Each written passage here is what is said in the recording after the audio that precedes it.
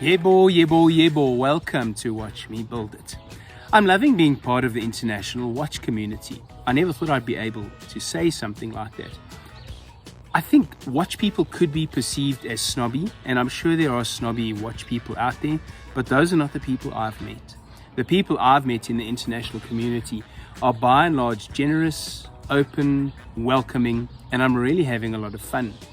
Now, the kind of place that we all hang out, us watch enthusiasts, is on the lower end of the market, where we're buying watches made by small micro brands or from companies who are making entry-level Chinese watches. Now, this sector of the market is marked by homages and copies, with copies of just about anything you want available.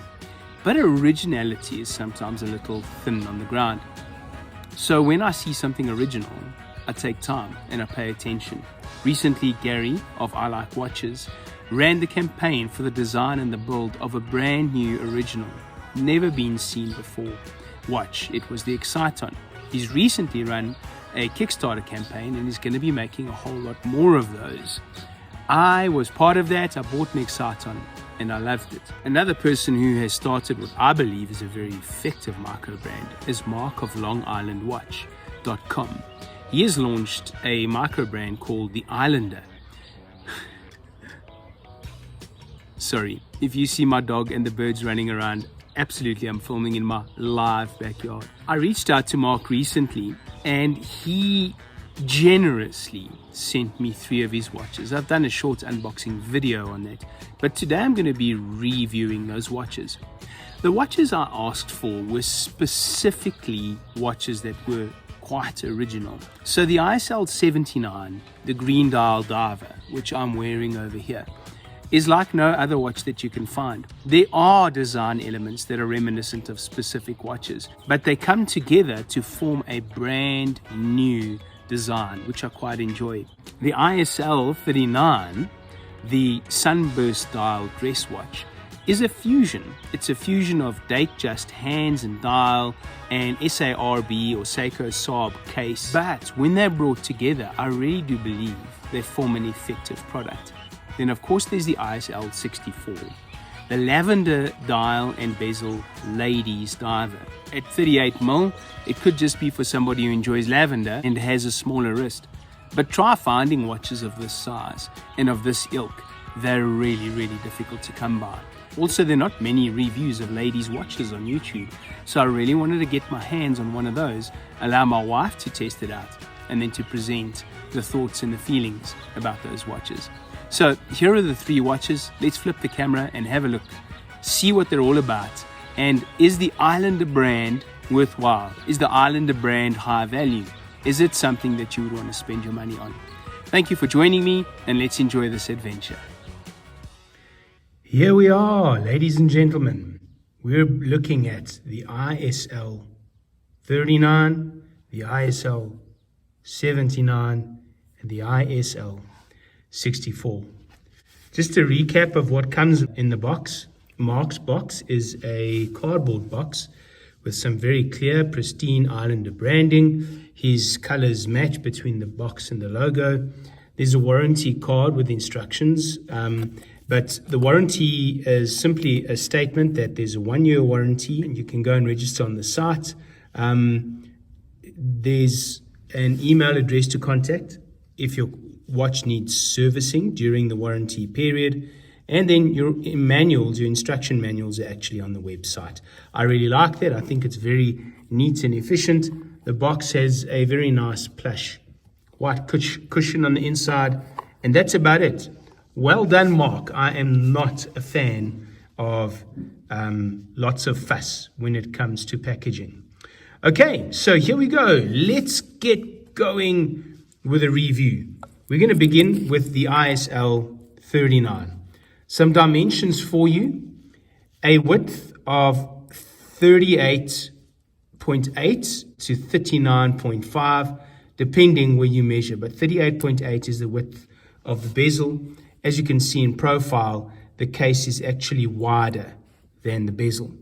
Thickness, a super slender 10.5 mils. Lug to lug distance, 44.3. So, and a superbly wearable watch suitable for smaller wrists and larger wrists. And then a lug distance of 20 mils. So Mark has taken his opportunity to fix some fundamental problems. So folk, I'm going to be very quick about these reviews, and I'm going to go through them as quickly as possible. Buckle, 5.5 out of a possible 7.5. It's a milled buckle, but it's a pressed keeper portion, I suppose. It's got three positions of micro adjust, and it's got a safety latch, and it's push deployance. The reason I marked the buckle down a little on this one, giving it a 5.5 out of 7.5, I'm just not certain that this style of buckle is appropriate for the style of watch.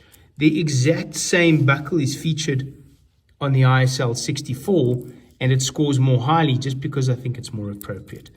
Bracelet, a beautiful 5-link J bracelet, brushed outer links, polished center links, beautifully rounded with screw pin adjustment, solid end links. Maybe if there's a portion that we're going to mark down a bit, it's the fact that it doesn't fit and match entirely to the end of the case. It's got male end links, but because of the shape of the case, that doesn't make a massive difference to the lug to lug. In fact, it takes it up by 2 mils, having the male end links. But I like the strap, and the strap, or the bracelet, beg your pardon, is getting 6 out of a possible 7.5. So this is a display case back. Man, am I happy Mark went for a display case back, because that Miota 9015, if you're accustomed to staring at NH 35s and 36s, the 9015 is particularly pretty. The tri-screw setup for attaching the rotor is really pretty. It's got some Geneva striping in there, a really beautiful movement that you can see. I've still got the protector plastic on this, and it just says Sapphire 100 meter Islander.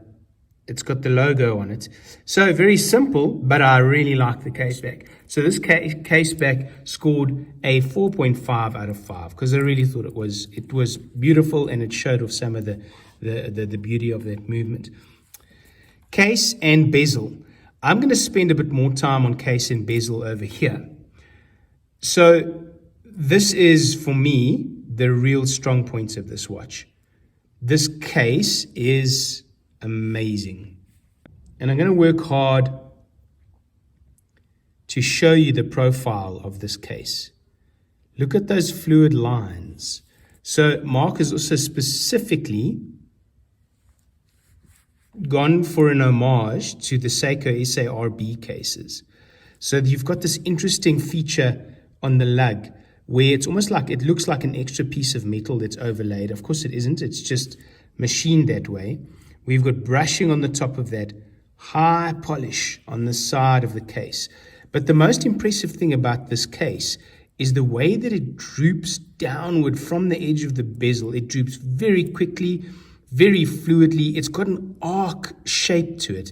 Now, it is absolutely stunning, absolutely wearable, and I really think this is the party piece of this particular watch is the case and the bezel. The bezel is a fluted bezel, but I'd like you to look at the side profile of this watch.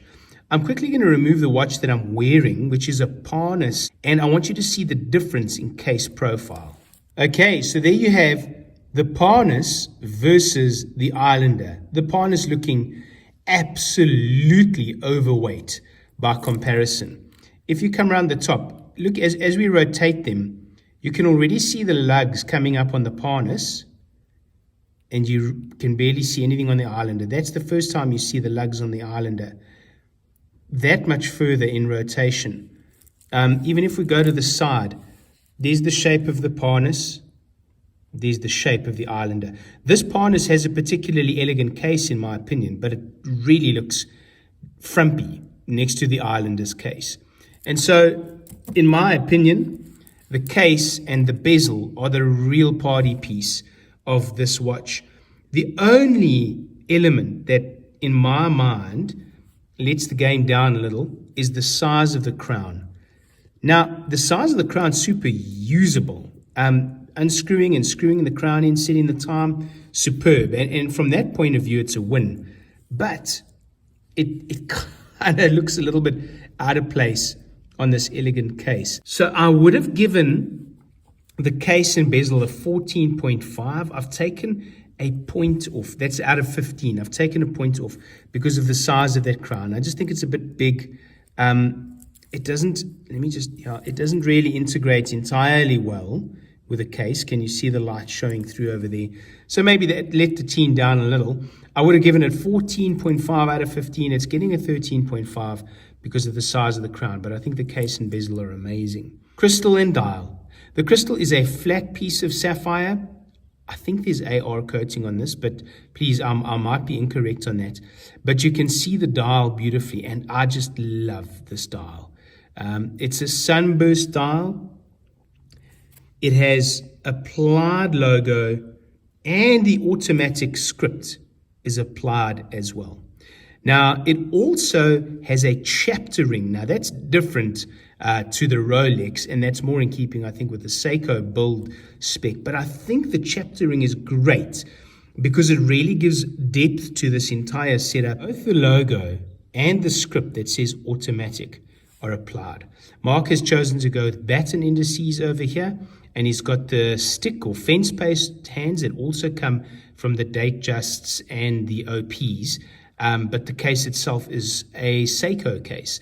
And so there's a fusion of different design elements in this watch. But the crystal and dial, I really like them. I like the sunburst, and it's scoring a high 13. Then onto the movement.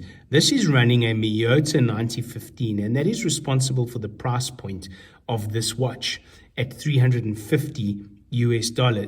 But the Miyota 9015 is definitely a step above the rest. We've already spoken about the beauty of this movement. It's a very slender movement, and that is what is allowing such a slender case.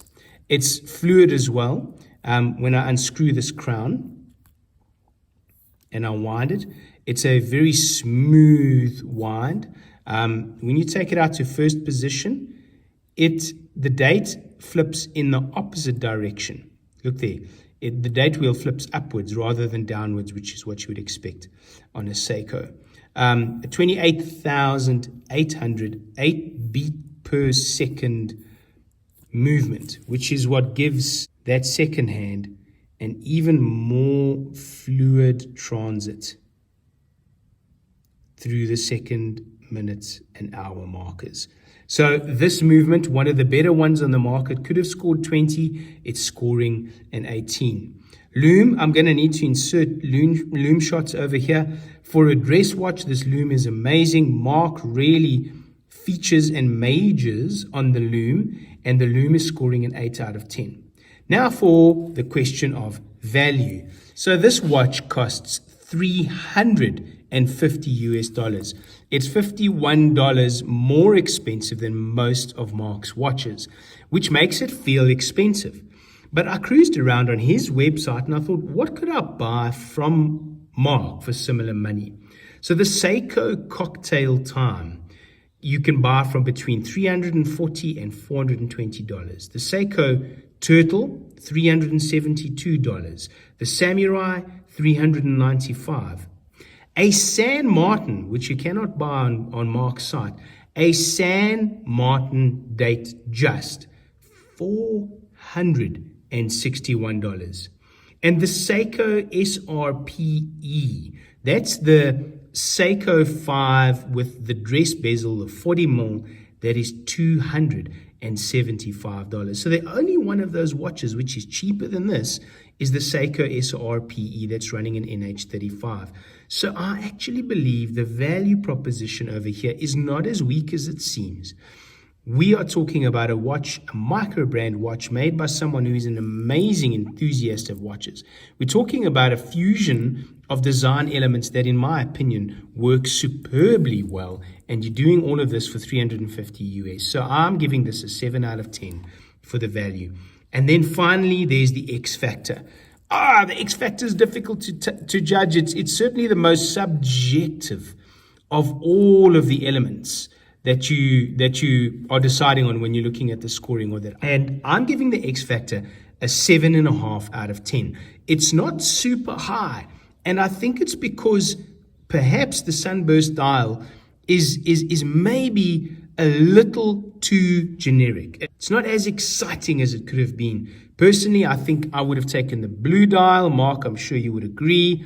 I didn't reach for this watch as much as I thought I might have in the time that I had it. And so we're getting a 7.5 on the X Factor, leaving this watch with a point score of 83 out of a possible 100. Right, moving on to the ISL-79. This is the one I really wanted to review. I wanted to review it because there's nothing like this on the market, except for the San Martin SN045G, which came out at a similar time, as a very similar case shape, but a totally different lug arrangement. Right, let's dive into dimensions. This is a monster of a watch on the wrist. No, monster's not the correct term, because it's only 41.2 mil wide. Can you believe it? It's actually narrower than a Seiko SKX. It's not even tubby. It's only 13.7 mil thick, which means that the lady's ISL-64 is thicker than this watch is. Part of that is because of the fact that this has got a beautiful flat sapphire crystal. Lug to lug, look at that. I mean, that should be enormous, right? Lug to lug, 49.5. It is less than 50. It's also got these beautiful female end links, which means that the lug to lug on the links is 50 mil. So it's not actually very broad. The lug width is bigger than others at 22. It's the same as a Seiko SKX. So this watch feels and looks like a watch of great presence, but it actually isn't. The reason it feels like that is because there's so much heft in this case. This cushion style case is a block of steel. You can see it on the back of this case. Look at how much steel is worked into this watch. This really is a watch for those who like to feel the presence of a watch on their wrist, and I am one of those people. So let's go. Outside in review by Watch Me Build It. Buckle, again, it's identical to all of Mark's buckles on these three watches. It's a pressed housing over here. It's a milled scissor clasp in the middle. You've got push deployance. You've got a safety keeper, brushed top, 3 positions of micro adjust, which is enough to make up for one of these links, so you can find your size. Quite generic, but a decent buckle. On this watch, the buckle's getting a 6 out of 10 because there's nothing to write home about. There's no on-the-fly adjustment, but it's scoring higher than the dress watch did because it's appropriate for this specific watch. So I like the buckle. I would love on-the-fly adjustment, but it's a decent buckle. Then if we come around to the bracelet, this is a great bracelet. So it's starting at 22 up at the lug. It narrows down to 20. It goes up to 22 on the buckle again. So it is a broad bracelet. And it's got these beautiful, it's 1, 2, 3, 4, 5 links in the middle, plus 2 links on the outside. Polished links in the middle, brushed links on the outside, polished edges, screw pin adjustment. Very nice bracelet. What I really like, do you see the ovoid shape? This thing just really rolls smoothly. It feels like luxury. I really love this bracelet, and it's walking away with a 7 out of a possible 7.5. Case back. Yeah, the case back's another story. Oh my word. It's domed, it's bulgy. It's got a logo on it that is now going to be defunct because Mark has run a competition for a new logo. I have voted, and I'm sure many others have, so this logo won't be around long. I like the idea, but yeah, it's a bit of a bland case back in some respects. So the case back out of 5 is walking away with 3. Right, case and bezel. Now we're coming to where the action is. I adore this case. The case is the reason I wanted to review this watch, because it is unique, it's new, it's not an SKX, it's not a Submariner, it's not a whatever else you might want to copy. It's an original. Yes, of course, it looks a little bit like a Panerai, but Panerais are not carrying bezels. As I say, San Martin released a similar case at similar time to this, but hey, what can you do? The case is thick, the case is chunky, but it's got a beautiful side profile and it wears really easily. On top of it, at the same width as the case, sits a great coin edge bezel.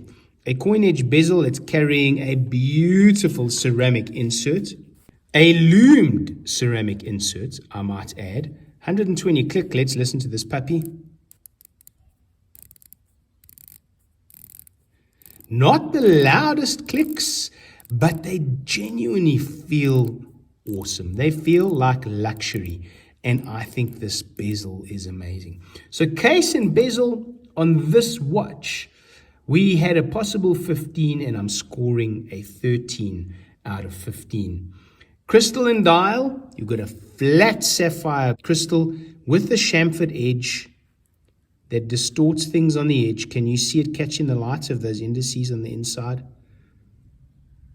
And then the dial is great. Oh my goodness. I haven't had a green watch before. This watch makes me want to buy green. It looks incredible. A beautiful sunburst dial. And it's a sandwich dial. The plate at the back is mothered in loom. The hands are they Marine Master hands? I think they're Marine Master-ish hands. Beautiful little red dots on the second hand that I think works marvelously. The chapter ring really matches this well. It looks like matte, but it's got a sunbursty feel to it. All in all, the dial on this watch surprised me. I enjoyed this dial far more than I thought I was going to. And so, crystal and dial, we're scoring 13 out of 15. Movement, Seiko NH30 something, probably a 35. It definitely has a ghost position, but of course it doesn't mean anything. It feels as though the date works were removed. And then, of course, hacking, hand winding. What more can we say about a Seiko NH35 that hasn't been said? 21,600 beats per minute, 6 ticks per second. They can go for a decade without servicing. I really like them. They're easy to work on, easy to work with. And I'm giving the movement a 16 out of a possible 20. Because I really don't think you need a lot more than this movement. This movement does everything it's supposed to, and it does it reliably. Loom on this watch is profound, and I can't wait to show you the loom shot. It's scoring a 9 out of 10. It glows like a torch at night, and it's certainly not a disappointment. Value at $299 US. I'm scoring this watch as a 7.5 out of 10. Now, you could argue that the value is higher than that, but I think the fact that it is a dive watch kind of counts against it, because dive watches are so thick on the ground. They really are. And so getting a dive watch at this kind of price or less that does the same things is easy. The new San Martin, for example, is $236, and they look similar-ish. I prefer this one, though. Flight Master on Mark's site is $295. Phoebus, the Wavemaster, $289. The Orient Komatsu, $269. The Seiko SRPD 5, $236. So there's a lot to be had in this segment. I think it's great value, but I'm only giving it a 7.5 because there's a lot of competition. Then what about the X Factor? I'm going to give this an 8.5. I have enjoyed this watch tremendously. It's difficult to send it back, and I'm super grateful for the experience of having worn this watch for a few weeks. So 8.5 is what that one's getting for X Factor. And all in all, it brings it level, can you believe it, folks, with the ISL-39. Both of them walking away with an 83. Then finally, we are going to review the beauty in the pack, the ladies' ISL-64. So I'm measuring this as 37.8 in diameter. It has a domed crystal, which pumps this thing up to 15.3 mil. Not a tremendously slender watch. Lug to lug, 43. That's a respectably petite dimension. And then the lug width is 20, making it very universal, very usable, very doable.